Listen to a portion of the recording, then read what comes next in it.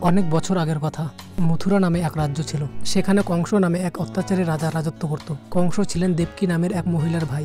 দেবকীর বিয়ে হয়েছিল বাসুদেবের সঙ্গে। কংস তার বোনকে খুব ভালোবাসতেন, কিন্তু একদিন একটি দৈব বাণীতে শুনতে পেল কংসের মৃত্যু দেবকীর পুত্রের হাতে হবে। এই কথা শুনে কংস ভয় পেয়ে যায়। সে সঙ্গে সঙ্গে দেবকী ও বাসুদেবকে বন্দী করে ফেলে এবং সিদ্ধান্ত নেয় দেবকীর যত সন্তানই জন্মাবে সে তাদের মেরে ফেলবে। একে একে দেবকীর 7টি সন্তানকে কংস হত্যা করে। অষ্টম সন্তান শ্রীকৃষ্ণ জন্মায় মধ্যরাতে, এক আশ্চর্য ঝড় বৃষ্টির রাতে।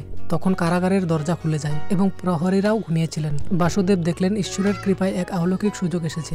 তিনি কৃষ্ণ শিশুকে একটি ঝুড়িতে রেখে যমুনা নদী পার করে গোপালনগর গোকুলে পৌঁছে দেন। সেখানে নন্দ ও যশোদার ঘরে সদ্য জন্মানো একটি কন্যা ছিল।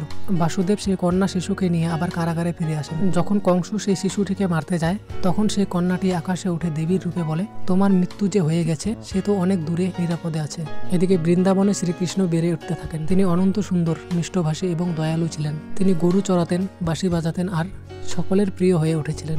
গোকুল ও বৃন্দাবনের মানুষ তাকে খুব ভালোবাসত। শৈশবে তিনি পুতনা, বকাসুর, আঘাসুর, তৃণাবর্ত প্রভৃতি দানবদের বধ করেন, যাদের কংস পাঠিয়েছিলেন তাকে মারার জন্য। কিন্তু শ্রীকৃষ্ণ প্রতিবারই বুদ্ধি ও সাহসে তাদের পরাজিত করেন। গোপীদের সঙ্গে শ্রীকৃষ্ণের সম্পর্ক ছিল এক অদ্ভুত প্রেমে ভরা। বিশেষ করে রাধার সঙ্গে তার সম্পর্ক ছিল আত্মিক প্রেমের প্রতীক। গোপীরা তাকে ভগবান রূপে না দেখে দেখত একজন প্রিয়তমা সখা হিসেবে। শ্রীকৃষ্ণর বাঁশির সুরে গোপীরা আকৃষ্ট হয়ে যেত, কিন্তু তা ছিল এক পরম ভক্তির রূপ। বৃন্দাবনে যে তিনি রাসলীলা করেন তা ছিল ভক্তির মাধ্যমে ঈশ্বর প্রেমের এক অসাধারণ উদাহরণ।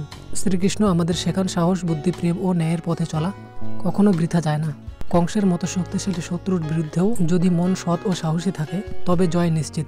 তার জীবন আমাদের অনুপ্রেরণা দেয় কিভাবে প্রতিকূলতার মাঝেও সত্য ও ভক্তির পথ থেকে একজন সাধারণ শিশু কিভাবে একজন মহাপুরুষ হয়ে ওঠে। এভাবেই শ্রীকৃষ্ণের জীবন আমাদের শেখায় বিশ্বাস, ভালোবাসা আর ধৈর্যের জীবনেই সেরা অস্ত্র। বন্ধুরা, শ্রীকৃষ্ণের এই গল্পটি যদি ভালো লেগে থাকে লাইক, কমেন্ট, শেয়ার আর চ্যানেলটিতে যদি নতুন হয়ে থাকেন সাবস্ক্রাইব না করে যাবে না।